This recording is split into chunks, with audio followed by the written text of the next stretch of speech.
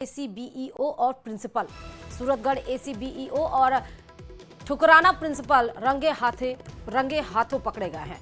Car में महिला के साथ रंगेलियां मनाते पकड़े गए हैं। दोनों प्रिंसिपल की पत्नी ने इंदिरा सर्किल पर युवती को पीटा है। लोगों ने एसीबीईओ नरेश रणवा की जमकर पिटाई की है।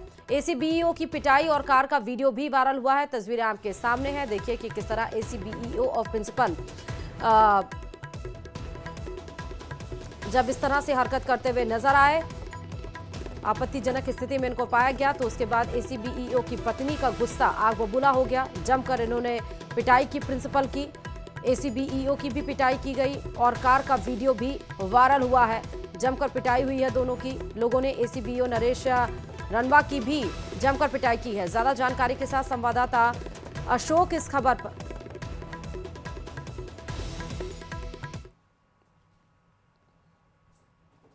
मैं जानती नहीं, इनको पता नहीं ये कौन है। ऐसे ही बिना काम के तू मेरे आदमी को जानती है, वो खुद आया था।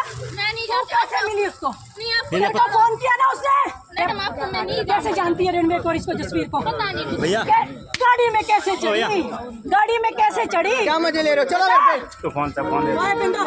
गाड़ी में कैसे चढ़ी? फोन निकाल। फोन दो। नहीं मैडम मैं जानती नहीं हाँ आपको। फोन में लोकेशन सारा कुछ पता चल जाएगा।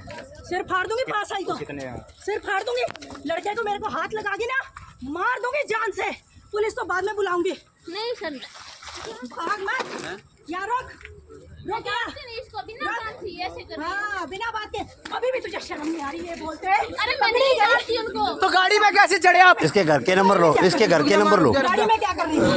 बैठ ये, बैठ नीचे बैठ जाओ। बैठ, चुप करके बैठ। नहीं बैठना, पुलिस को बुला लो। कोई नहीं जेब में डाल। खड़े रहो, पुलिस को आ रही है। खड़े रहो। फोन दे दो आप। फोन तो पुलिस वाले को जमा हो जाएगा। जमा हो गया वो तो। देखिए ज्यादा जानकारी के साथ संवाददाता अशोक इस खबर पर जुड़ चुके हैं। अशोक, क्या है पूरा मामला? देखिए श्रुति, ये श्री गंगानगर के सूरतगढ़ का प्रकरण है, जहां पर एक कार में सूरतगढ़ के एसीबीओ नरेश रणवा और ठुकराना गांव के प्रिंसिपल जसवीर सिंह धालीवाल को उनकी ही पत्नी एडवोकेट कंचन धालीवाल के द्वारा रंगे हाथों पकड़ा गया। उन दोनों के साथ में कार में एक युवती भी सवार थी। तो बताया ये जा रहा है कि दोनों ही शिक्षकों के द्वारा अपने पेशे को तो कलंकित किया ही किया और सामाजिक ताने बाने को भी कहीं न कहीं कलंकित किया है। मौके पर जब एडवोकेट कंचन धालीवाल, जो प्रिंसिपल जसवीर सिंह धालीवाल की पत्नी थी, उनके द्वारा रंगे हाथों पकड़ा गया तो भागते समय जो प्रिंसिपल जसवीर सिंह थे वो तो मौके से भागने में कामयाब रहे, लेकिन एसीबीओ नरेश रणवा और युवती वहां मौके पर मौजूद लोगों के हत्थे चढ़ गई।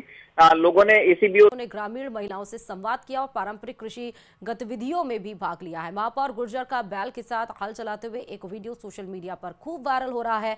सौम्या गुर्जर ने भी इस वीडियो को शेयर करते हुए लिखा कि बांसवाड़ा सिटी ऑफ 100 आइलैंड्स की हाल की यात्रा में वहां की हरियाली, झीलों और प्राकृतिक सौंदर्य ने मन मोह लिया। मैं सभी को प्रोत्साहित करती हूं कि वे इस मॉनसून में बांसवाड़ा के शांत सौंदर्य का अनुभव करें। यह वास्तव में एक जादुई स्थान है। बकरियों से खेलते हुए आप सौम्या गुर्जर को देख सकते हैं। शांत सौंदर्य का अनुभव करने की बात इन्होंने कही है। खेतों में हरियाली के बीच में ठंडी ठंडी हवाओं का लुत्फ उठाती सौम्या गुर्जर नजर आ रही हैं। हल जोतते हुए नजर आ रही हैं। छोटे छोटे बकरियों के साथ नजर आ रही हैं। फोटो खिंचवाती नजर आ रही हैं। बच्चों से संवाद कर रही हैं। अलग अलग फोटोज आप देख सकते हैं और इन सब की एक अलग ही अनुभूति होती है। इसीलिए उन्होंने कहा कि बस इस मानसून के सीजन में आप बांसवाड़ा की वो प्राकृतिक, वो सौंदर्य, उसको अनुभव करना चाहिए। वाकई में एक ये जादुई स्थान है। कोटा के आरकेपुरम इलाके में एक युवक ने महिला वकील को गोली मार दी और खुद को भी गोली मारकर आत्महत्या कर ली। सिर में गोली फंसने के बाद महिला वकील पूर्वा शर्मा को गंभीर हालत में न्यू मेडिकल कॉलेज अस्पताल में भर्ती करवाया गया, जबकि युवक की मौके पर ही मौत हो गई। देर रात मुकुंदरा वन विभाग के ऑफिस के पास वारदात हुई। महिला वकील और युवक का करण गुर्जर स्कूटी से वहां पहुंचे थे और दोनों के बीच किसी बात को लेकर झगड़ा हो गया था। करण ने इसी दौरान महिला वकील के सिर पर गोली मार दी। महिला वकील को मृत समझकर करने से खुद को भी गोली मार ली और आत्महत्या कर ली। करण की मौके पर ही मौत हो गई, जबकि महिला वकील पूर्वा की हालत गंभीर बनी हुई है। आरोपी मृतक करण महावीर नगर इलाके का निवासी था और उनके खिलाफ पहले से ही कई थानों में आपराधिक मामले दर्ज थे। फिलहाल आरकेपुरम थाना पुलिस पूरे मामले की जांच कर रही है। और महिला किरण की आप देख सकते हैं, अस्पताल में उनको एडमिट किया गया है, जहां पर उनका इलाज किया गया, लेकिन हालत उनकी गंभीर बताई जा रही है। पुलिस द्वारा सूचित कराया था। क्या सूचित किया था? उसको गोली लगी थी। जो ये जो लड़का, कोई संदर्भ पता नहीं। अच्छा, आप परिजन मैं पिता हूँ। के बारे में और कुछ कोई जानकारी नहीं, सब पुलिस को जानकारी। बताओ आप। पुलिस के द्वारा सूचना मिली थी, उसको गोली लगी है। हाँ। और उसको हम यहाँ पर ले आए हैं। तो कोटा में गोलीकांड का क्या है पूरा मामला, वहां हम आपको दिखा रहे हैं। दोनों के बीच किसी बात को लेकर झगड़ा हो गया था। उसके बाद करण गुर्जर ने गुस्से में आकर अपनी ही दोस्त पूर्वा शर्मा को गोली भी मार दी थी। पूर्वा को मृत समझकर करण ने खुद को भी गोली मारी। करण की तो मौत हो गई, लेकिन पूर्वा की हालत गंभीर बनी हुई है। सीकर से इस वक्त की बड़ी खबर है। बेखौफ चोरों का आतंक देखने को मिला। एसबीआई बैंक का एटीएम तोड़ा गया है। एटीएम काटकर पैसे निकालकर बदमाश ले गए हैं। गैस कटर से एटीएम को काटकर वारदात को अंजाम दिया गया। जयपुर रोड स्थित एसबीआई एटीएम में वारदात हुई है। मौके पर पुलिस पहुंच चुकी है। ये कोई पहला मामला नहीं जब एटीएम को उखाड़ लिया गया हो या एटीएम को काट दिया गया हो और उससे पैसे चुरा लिया गया हो। हर दिन इस तरह की वारदातें बढ़ती जा रही हैं और इस पर विशेष ध्यान देने की जरूरत है, क्योंकि इसके पहले आपने देखा कि आईसीआईसी का भी एटीएम का उसको काटने की, उसको तोड़ने की कोशिश की गई थी, क्योंकि उसका लॉक नहीं टूटा था। इस वजह से चोर चोरी नहीं कर पाए। लेकिन यहाँ पर सीकर में बेखौफ चोरों ने अपनी चोरी की वारदात को अंजाम दिया है। एसबीआई का ये बैंक एटीएम आप देख रहे हैं, जिसको गैस की कटर से काटा गया और उसके बाद उसमें रखे जितने भी पैसे थे उसको चोर अपने साथ लेकर फरार हो गए। तो इस वारदात को अंजाम दिया गया। जयपुर रोड स्थित एसबीआई एटीएम के पास की ये घटना है, वहां की ही घटना है। मौके पर फिलहाल पुलिस पहुंच गई है, कार्रवाई में जुटी।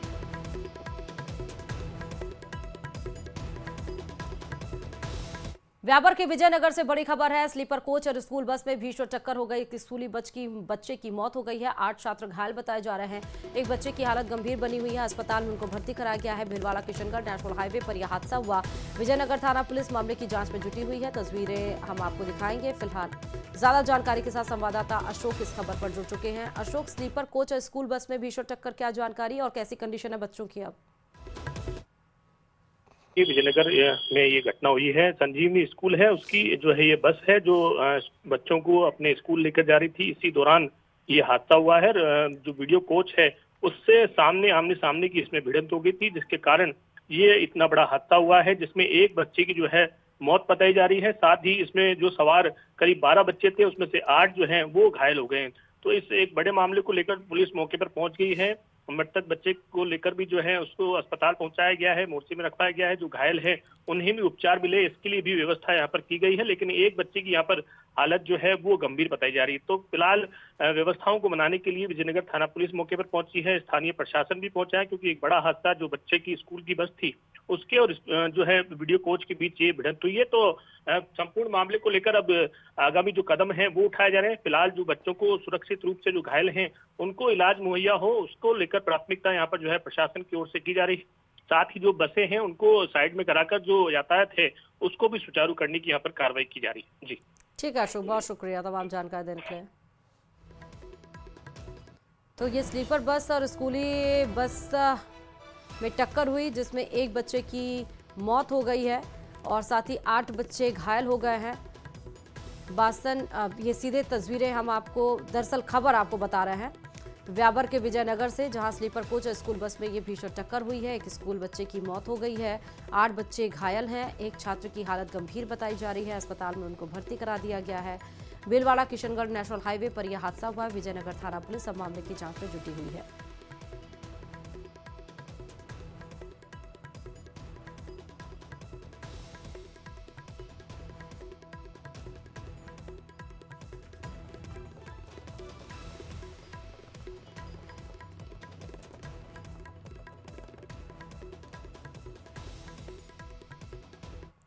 और चलिए अब बात कर लेते हैं जैसलमेर से बड़ी खबर की, जहां बासनपीर में छतरियों को लेकर विवाद का ये पूरा मामला है। दूसरी रात भी यहां पर भजन संध्या का आयोजन किया गया। एमएलए प्रतापपुरी ने बासनपीर में ही रात गुजारी अपनी। तीसरी दिन हालात सामान्य है, सुरक्षा लेकिन टाइट है।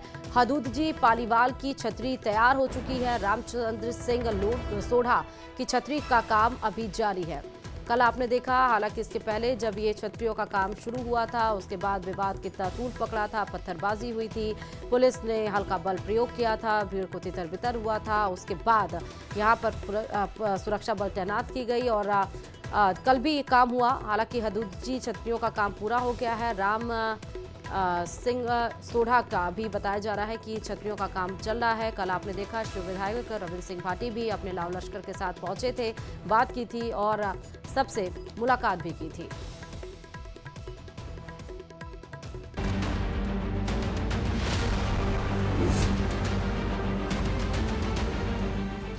छतरी विवाद के बीच प्रशासन सख्त, जनप्रतिनिधियों की निगरानी में निर्माण कार्य जारी। महंत प्रतापपुरी ने बासनपीर गांव में गुजारी रात, मौके पर किया भजन संध्या का आयोजन।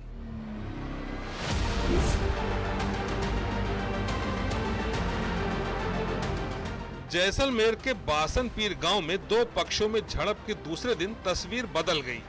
प्रशासन की सख्ती और जनप्रतिनिधियों की देखरेख में पौराणिक छतरियों के पुनः निर्माण को तेजी से कराया जा रहा है। दूसरे दिन निर्दलीय विधायक रविंद्र भाटी भी बासनपीर गांव पहुंचे, निर्माणाधीन छतरियों का जायजा लिया। वहां पहले से ही मौजूद बीजेपी विधायक महंत प्रतापपुरी से आशीर्वाद भी लिया।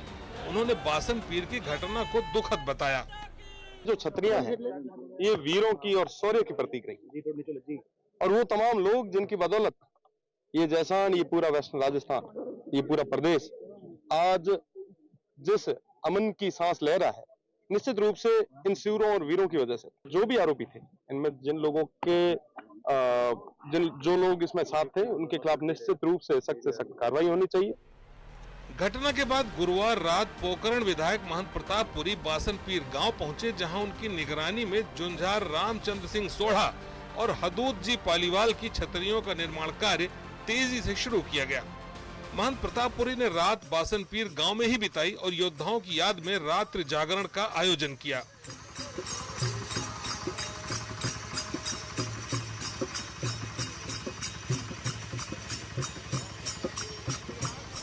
बासनपीर गांव में दो छतरियों के निर्माण को लेकर उपजा विवाद दूसरे दिन शांत है, वहीं सुरक्षा व्यवस्था चाक चौबंद।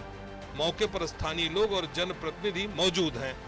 मैं आया हूं तो मैंने कोई एहसान उपकार नहीं किया है, मेरा कर्तव्य बनता है, मेरी ड्यूटी बनती है, मेरा धर्म बनता है, एक संत के नाते और जनप्रतिनिधि के नाते। इसलिए इस समय की जो भी घटना घटती है, जितनी कोई दुर्घटना घटेगी, उस समय जो नैतिक जिम्मेदारी जिसकी होगी वो नहीं निभाएगा तो वो पाप का भागीदार है और वो कर्तव्यविहीन है, तो उस पर दोष भी लगेगा। तो स्थिति सामान्य है और बराबर प्रशासन के कब्जे में है। कोई गलत तरीके से कोई कार्य नहीं किया जा रहा था। बिल्कुल जो कार्य था वो प्रशासन की अनुमति से और सभी की अनुमति से किया जा रहा था, और ये बनना है और बन के रहेगा। कार्य रात भर चला है, अभी भी चलेगा, कल तक ये इसको कर लेंगे, पूर्ण कर लेंगे। इसमें कोई ऐसा कोई संदेह नहीं है कि ये काम अटक जाएगा, ऐसा कुछ भी नहीं है। आइए अब आपको बताते हैं कि गुरुवार को क्या हुआ था और कैसे छतरियों के निर्माण का विरोध हिंसक झड़प में तब्दील हो गया। गुरुवार सुबह 10 बजे के आसपास विवाद की शुरुआत हुई। गांव में जुंझार रामचंद्र सिंह सोढ़ा और जुंझार पालीवाल जी की छतरियों का पुनर्निर्माण चल रहा था। बासनपीर गांव में तालाब के किनारे बनी छतरियों के निर्माण को लेकर कुछ लोग पहुंचे थे। इसी पर विवाद शुरू हो गया था। गांव के तालाब पर कई पौराणिक छतरियां थीं, लेकिन किसी वजह से इन्हें तोड़ दिया गया था। इसे लेकर एक पक्ष लंबे समय से इनके दोबारा निर्माण की मांग कर रहा था। प्रशासन की ओर से जब निर्माण की मंजूरी मिली तो विरोध शुरू हुआ। बासनपीर गांव में छतरियों के निर्माण पर विवाद नया नहीं है। 2020 में भी ऐतिहासिक छतरियों को तोड़ा गया था।